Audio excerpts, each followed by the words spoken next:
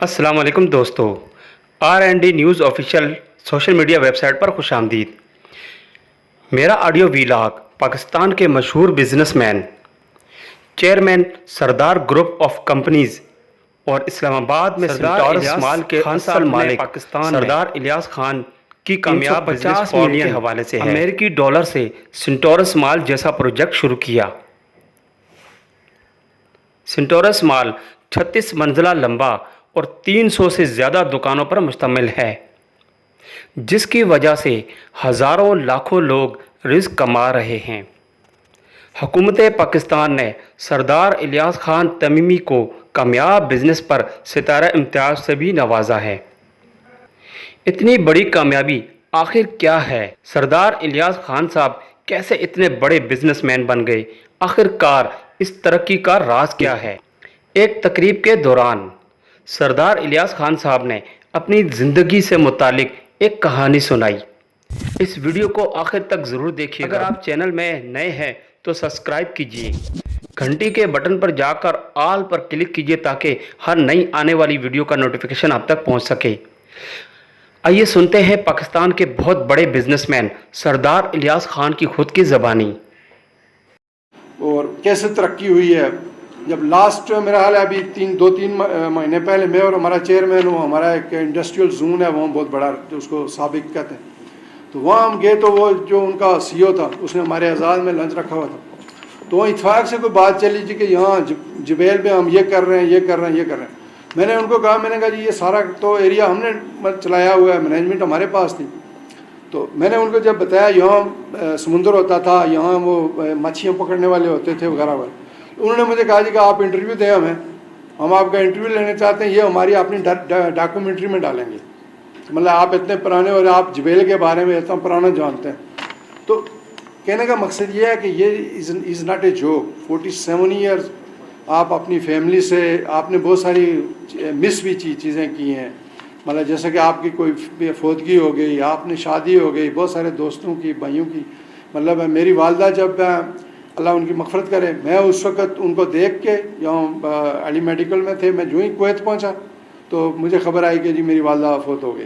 तो मतलब ये जो चीज़ें मैं उस वक़्त मतलब मैं वो सारी ज़िंदगी मैं गिल्टी फील कर रहा हूँ कि मुझे उनके साथ होना चाहिए था। लास्ट मिनट में उन्होंने क्या कहा क्या नहीं कहा, तो बहुत सारी चीज़ें बंदा मिस भी करता। लेकिन मैं ये समझता हूँ कि इसके साथ एक चीज़ मैं सोचता हूँ हमेशा कि मैं जो मतलब सदका जारिया समझ के ये काम कर रहा हूँ। अभी मैं आपको बताऊँ कि मेरे पास इस वक्त 4500 सऊदी काम कर रहे हैं, जिनमें से 2500 ख़वातीन हैं। मतलब जस्ट मतलब कोई बंदा मतलब सोच भी नहीं सकता कि 2500 ख़वातीन मतलब है। और आप यकीन करें कि मतलब दे आर हाईली एजुकेटेड। मतलब लास्ट टाइम हम अपनी एक फैक्ट्री में गए विज़िट करने, तो जो विज़िट कंडक्ट कराया वो मतलब ऐड लगा के वो मेरा ख्याल यहाँ उन्होंने कहीं दिखाया भी है। तो वो जो मैंने हेलमेट पहना हुआ है उसी तरह हेलमेट उस लड़की ने भी पहना, 2 लड़कियाँ थी उन्होंने भी पहना हुआ है, और जो सेफ्टी शूज़ पहने हुए। और उसने हमें पूरा टूर कराया फैक्ट्री का कि जी यहाँ हम ये कर रहे हैं, यहाँ ये कर रहे हैं, यहाँ ये कर रहे हैं। तो मतलब इतनी एजुकेशन इतनी मतलब ज़्यादा हो गई है, और वो लोग भी इतनी अवेयरनेस उनमें आ गई है कि उनकी मतलब मेल के अलावा फ़ीमेल उनकी बहुत ज़्यादा है, मतलब एजुकेटेड हैं, और वो इस वक्त बिज़नेस में आ गई हैं, बिज़नेस भी कर रही हैं और जॉबें भी कर रही हैं, और बहुत अच्छी अच्छी जॉबें कर रही हैं।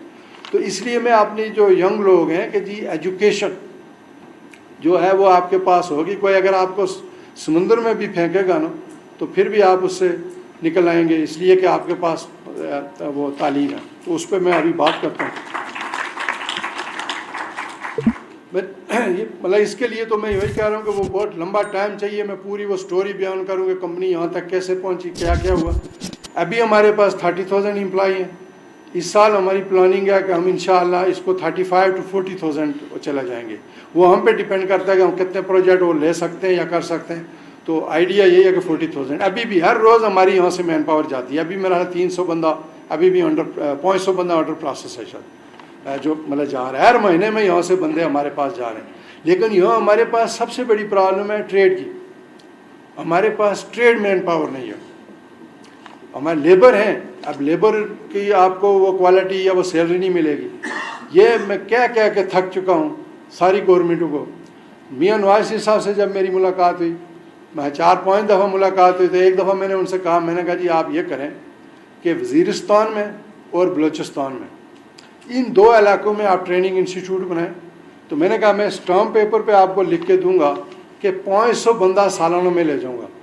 उसके लिए मुझे किसी के पाँव पकड़ने पड़े, किस जो करना पड़ा, 500 बंदा मैं लिख के देता हूँ, मैं ले जाऊंगा।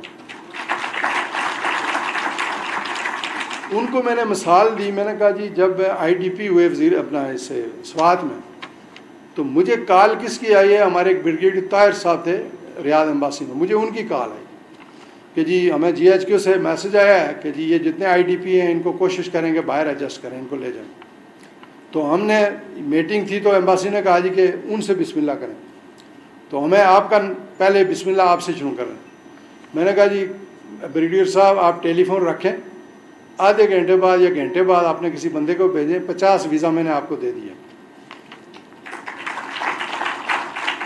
उन्होंने मेरा 1 घंटे बाद मुझे कॉल की, उन्होंने कहा जी बहुत शुक्रिया, मेहरबानी, बंदा हमारा कर्नल साहब कोई गए उधर आपके ऑफिस में, वो कह रहे हैं जी मैसेज आ गया, 50 बंदा आप भेजें।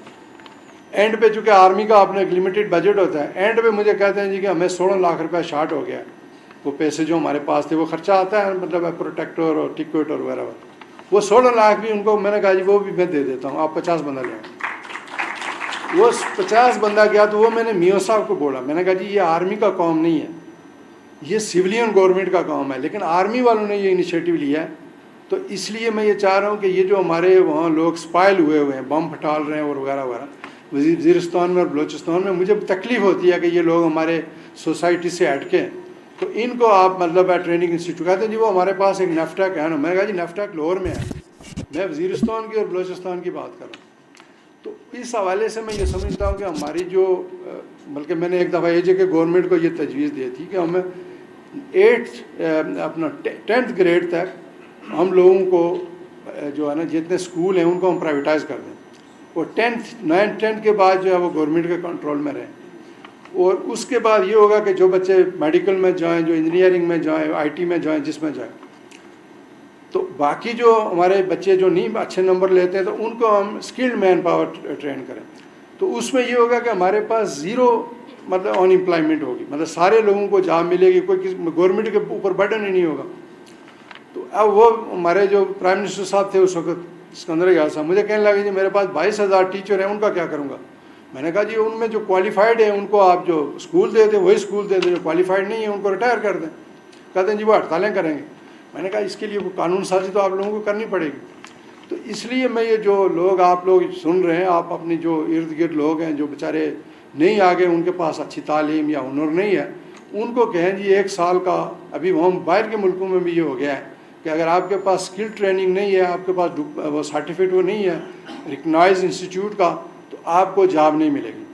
तो उसके लिए अभी हमारे पास, मैं जैसे कह रहा हूँ कि अभी हमें और मज़ीद हमें मैन पावर 10,000 चाहिए, तो मैं ईजी 2-3 हज़ार बंदा पाकिस्तान से ले जा सकता हूँ, बशर्ते कि वो ट्रेन मैन पावर हो।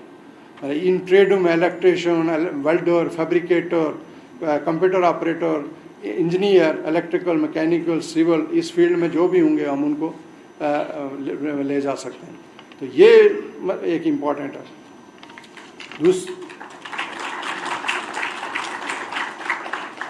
दूसरा मैं चाह रहा हूँ कि मैं मतलब टाइम है, चैम्बर का जो दुनिया में रोल होता है ना, chamber is very very important institute. लेकिन अनफॉर्चुनेटली यहाँ अफरीदी साहब बैठे हुए हैं, ये भी बिज़नेस से रिलेटेड हैं, बिज़नेस इनको भी प्रॉब्लम फेस हो रही होगी जिस तरह बाकी लोगों को। अब चैम्बर जो दुनिया में इंस्टीट्यूट क्या कहते हैं, गवर्नमेंट और बिजनेसमैन के दरमियान ये ब्रिज होता है। बिजनेसमैन की प्रॉब्लम चैम्बर वालों के पास, और चैम्बर वालों को सारी चीज़ों का पता, वो भी बिजनेसमैन होते हैं, और वो गवर्नमेंट के पास ले जाते हैं।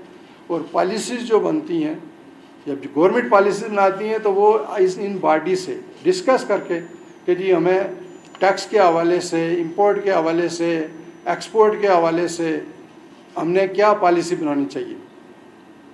अब अनफॉर्चुनेटली ये है कि यहाँ हमारे चैम्बर्स को कोई निगलेक्ट किया जाता है, उनकी कोई बात नहीं सुनी जाती है, कोई सुनता नहीं है, पॉलिसीज़ बनाते हैं, उसका रिज़ल्ट क्या निकलता है।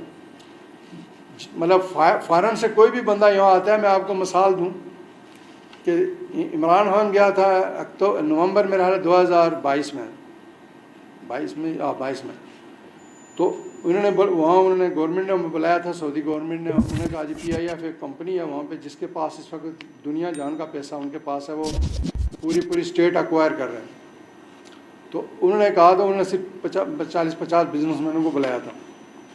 तो उस मीटिंग में जो वहाँ का जो उनका इन्वेस्टमेंट का मिनिस्टर था खालिद अल फाले, उसने कहा जी मैं MBS की तरफ से सिग्नल मिला हुआ है, गो एड मिला हुआ है कि आप पाकिस्तान में इन्वेस्ट करें, और ये मेरी डिज़ायर है, मेरी ख्वाहिश है कि आप लोग पाकिस्तान में जाके 25-30 बिलियन इन्वेस्ट करें।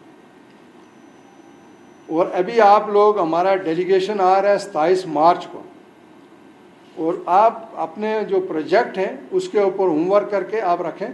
जब हमारा डेलीगेशन आएगा तो आप उनको वो प्रोजेक्ट पेश करें और हम वहाँ इन्वेस्ट करना चाहते हैं। 24 मार्च को हमारी वो लो वोट ऑफ नो कॉन्फिडेंस हो गया। उसके बाद वो पता नहीं वो चीज़ें किधर गई हैं। अभी भी आप देखें ना, हमारी बदकिस्मती देखें कि अभी आर्मी